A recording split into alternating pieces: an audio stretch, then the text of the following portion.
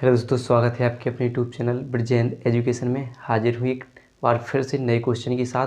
आज हम UP board 2023 के लिए एक और इम्पोर्टेंट क्वेश्चन करने वाले हैं। तो आप देख सकते हो किरचॉफ के नियम। आज हम जानने वाले हैं किरचॉफ के नियमों को बेहतर तरीके से, सबसे आसान तरीके से। बस आपको लास्ट तक देखना है और पूरा देखना है वीडियो को। तो किरचॉफ ने दो नियम दिए सन 1842 में। किरचॉफ ने कितने नियम दिए? दो। और किसी भी जटिल परिपथ के विभिन्न चालकों के बीच धारा के वितरण को आसानी से ज्ञात करने के लिए हम क्या नियम बनाए इन्होंने? प्रथम और द्वितीय नियम दिए, यानी एक संधि नियम और दूसरा पास का नियम दिया। किसके लिए? किसी जटिल परिपथों के बीच उनके चालकों के समान रूप से वितरण और उनमें धारा के वितरण, यानी चालकों में धारा के वितरण को ज्ञात करने के लिए ये नियम दिए। चालकों में धारा के वितरण को ज्ञात करने के लिए ये नियम दिए। तो पहला नियम क्या है आपका? पहला नियम देख सकते हैं, संधि का नियम कहते हैं। किरचॉफ का पहला नियम जो क्या होता है? संधि नियम। यानी इस नियम के अनुसार क्या होता है कि किसी भी संधि पर मिलने वाली समस्त धाराओं का बीजगणितीय योग क्या होता है? शून्य होता है। यानी आपसे देख सकते हैं, किसी वैद्युत परिपथ में किसी भी संधि पर मिलने वाली धाराओं का बीजगणितीय योग क्या होता है? शून्य होता है। बीजगणितीय योग क्या होता है? शून्य। यानी सिग्मा आई बराबर क्या होता है? जीरो। कोई भी परिपथ, वैद्युत परिपथ हो इसकी संधि पर, यानी संधि क्या हो गया? ओ। संधियों पर मिलने वाली समस्त धाराओं का बीजगणितीय योग क्या होता है? शून्य। जितनी भी धाराएं हो रही मिल रही होंगी, समस्त धाराओं का बीजगणितीय योग क्या होगा? शून्य होगा। ठीक है। अब यहाँ पर देखें कैसे कि माना एक परिपथ, यानी विद्युत परिपथ है जिसकी संधि क्या है? ओ। माना एक संधि जिसकी वैद्युत परिपथ जिसकी संधि क्या है? ओ। जिस पर 5 चालक वितरित हैं, जिस पर 5 चालक उपस्थित हैं। 1 2 3 4 और 5 चालक उपस्थित हैं, जिनमें धारा I1 I2 I3 I4 व I5 धारा बह रही है। ठीक है। जो 5 धाराएं बह रही हैं, और हमने क्या पढ़ा कि संधि की ओर आने वाली धाराएं धनात्मक और संधि से दूर जाने वाली धाराएं क्या होगी? ऋणात्मक होगी। क्या बताएगा इसमें कि संधि की जो ओर धाराएं आ रही होंगी वे धनात्मक, तो संधि से दूर जाएंगी भी क्या होगी? ऋणात्मक होगी। तो अब यहाँ पर देखेंगे कि जो I1 I2 है वे संधि की ओर आ रही हैं, तो वे क्या होंगी? धनात्मक। और I3 I4 तथा I5 क्या जा रही हैं? संधि से दूर जा रही हैं, तो वे कैसी होगी? ऋणात्मक होगी। यानी कैसे लिखेंगे? संधि की ओर आने वाली धाराएं धनात्मक तथा संधि से दूर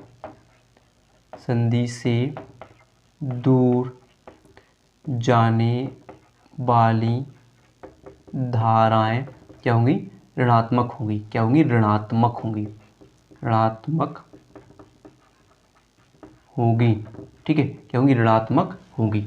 तो पहले हम अगर भाषा लिखनी होगी तो कैसे बनाएंगे कि माना एक विद्युत परिपथ वो है जिसकी, माना एक विद्युत परिपथ है जिसमें 5 चालक स्थित हैं, जिसकी संधि क्या है? ओ है। I1 I2 I3 I4 व I5 बह रही हैं। ठीक है। संधि की ओर जाने वाली धाराएं धनात्मक, संधि से दूर जाने वाली धाराएं क्या होंगी? ऋणात्मक होंगी। तो I1 I2 क्या होगी? आपकी धनात्मक होगी। तथा अब देखिए I3 I4 तथा I5 क्या होंगी? आपकी I3 I4 I5 क्या होंगी? ऋणात्मक होंगी। तथा संधि को किसी का बीजगणितीय योग क्या होता है? आप देख सकते हैं, शून्य होता है। किसी भी संधि पर मिलने वाली समस्त धारा का बीजगणितीय योग क्या होता है? शून्य होता है। अब हम लिखेंगे इनके लिए I1 प्लस I2। अगर हम सब धाराओं को बराबर की उस साइड पहुँचा दें तो किसकी हो जाएंगी? प्लस की हो जाएंगी। प्लस की 3 प्लस की 4 और प्लस की I5 हो जाएंगी। इस प्रकार ये पहले परिपथ के लिए, यानी संधि के लिए सूत्र बन जाएगा। ठीक है। इसे और भी इसी बात, जैसे आवेश संरक्षण का नियम भी कहते हैं। आवेश संरक्षण का नियम भी कहते हैं, या तथा इसे क्या बोलते हैं? धारा नियम भी कहते हैं। क्या कहते हैं? धारा नियम भी कहते हैं। ठीक है। अब देखेंगे हम किरचॉफ का द्वितीय नियम, ऐसे बोलते हैं बंद पास का नियम देखेंगे। तो इस नियम के अनुसार उसमें 3 बात ध्यान रखनी है कि किसी बंद पास बात देख सकते हैं आप, किसमें? बंद पास के लिए काम कर रहा है। तो देखिए यहाँ पर चित्र बना है, इसमें 2 बंद पास हैं। एक देख सकते हैं पूरा आपको, एक ऊपर वाला 1 और दूसरे वाला 2 बंद पास दिख रहे हैं। तो यह किसी बंद पास में बहने वाली धारा I तथा प्रतिरोध R उनके संगत गुणनफल यानी कि उनका गुणनफलों का बीजगणितीय योग किसके बराबर होता है, विद्युत वाहक बल ई के बराबर होता है। आप देख सकते हैं सिग्मा आई आर बराबर क्या है, सिग्मा ई है, यानी आई आर का गुणनफल का आई आर के गुणनफल का बीजगणितीय योग किसके बराबर होता है, सिग्मा यानी विद्युत वाहक बल ई के बराबर होता है। तो यहाँ पर देखिए किसी परिपथ में प्रत्येक बंद पास के विभिन्न खंडों में बहने वाली धारा, विभिन्न खंडों में बहने वाली धाराओं का तथा संगत प्रतिरोधों के गुणनफल का बीजगणितीय योग उस पास में लगने वाले विद्युत वाहक बल के बीजगणितीय योग के बराबर होता है।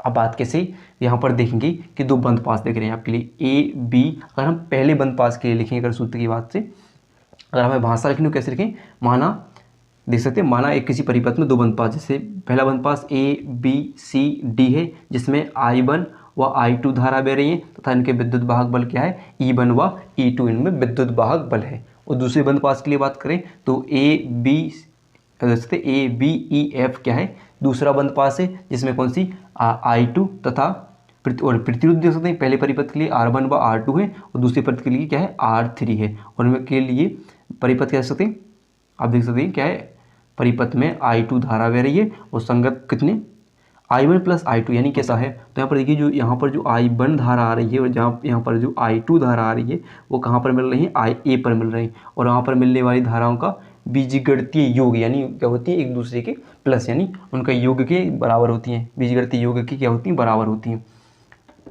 एक दूसरे क्या होती है, प्लस हो जाती हैं। तो यहाँ पर देखेंगे पहले बंद पास के लिए, पहले बंद पास A B C D, A B C D से, तो हाँ ये इसमें देखेंगे आप कि धारा देखिए, अगर इसमें देखिए I1 पहले यहाँ से देखिए धारा कहाँ से स्टार्ट हुई, यहाँ से I1 धारा भी बह रही है तो प्रतिरोध क्या होगा उसका R1, इसी नियम से R1। और दूसरे पास के लिए यहाँ पर देखिए बीजगणितीय योग, तो दूसरे पास यहाँ से भी देखिए कहाँ से I2 है तो प्रतिरोध क्या होगा R2, I2 है प्रतिरोध क्या होगा R2। अब आप बात ध्यान रखिए, यहाँ से धारा कैसी आ रही है, सीधी आ रही है और यहाँ से उसके पास आ रही है, तो यहाँ विपरीत दिशा में आ रही है। तो यहाँ से कैसी धारा है, धारा की दिशा कैसी है, यहाँ ऐसी है और यहाँ पर देख सकते हैं कि यहाँ पर कैसी चल रही है, विपरीत दिशा में धारा I2 बह रही है। तो इनके बीच हम किसका चिन्ह लगा देंगे, माइनस का चिन्ह लगा देंगे।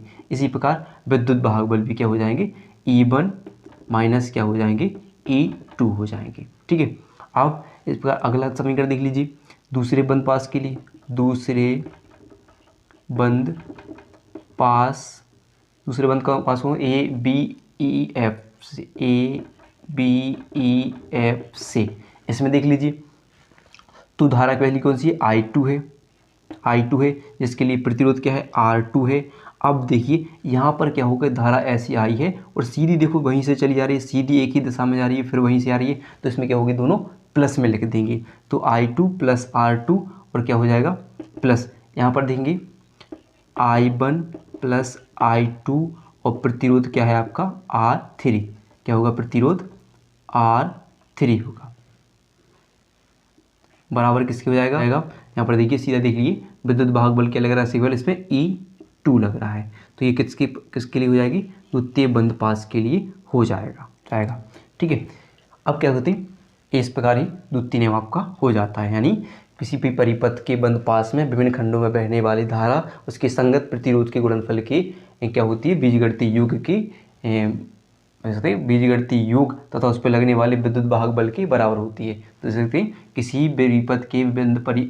परिपथ में प्रत्येक बंद पास के विभिन्न खंडों में बहने वाली धारा तथा उसका संगत प्रतिरोधों का गुणनफल का बीजगणितीय योग उस बंद पास में लगने वाले विद्युत वाहक बल की बीजगणितीय योग की क्या होता है, बराबर होता है। तो यहाँ पर हमने देख ली एक बंद पास, कितने दो बंद पास हैं, पहला और दूसरा। पहला बंद पास की बात करें ए बी सी डी है और दूसरा बंद पास क्या है, ए ई एफ बी है, यानी ए बी ई एफ है।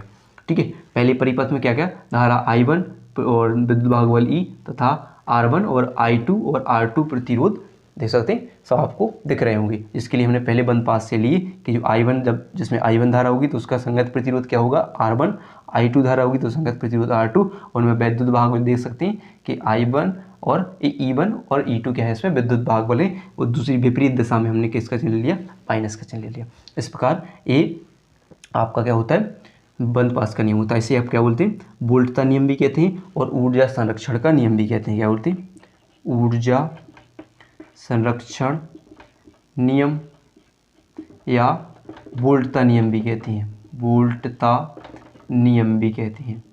ठीक है, बंद पास नियम, ऊर्जा संरक्षण नियम या वोल्टता नियम भी कहते हैं। इस प्रकार किरचॉफ के दोनों नियम कंप्लीट होते हैं। अगर वीडियो पसंद आई हो तो वीडियो को लाइक और चैनल को सब्सक्राइब करना ना भूलें।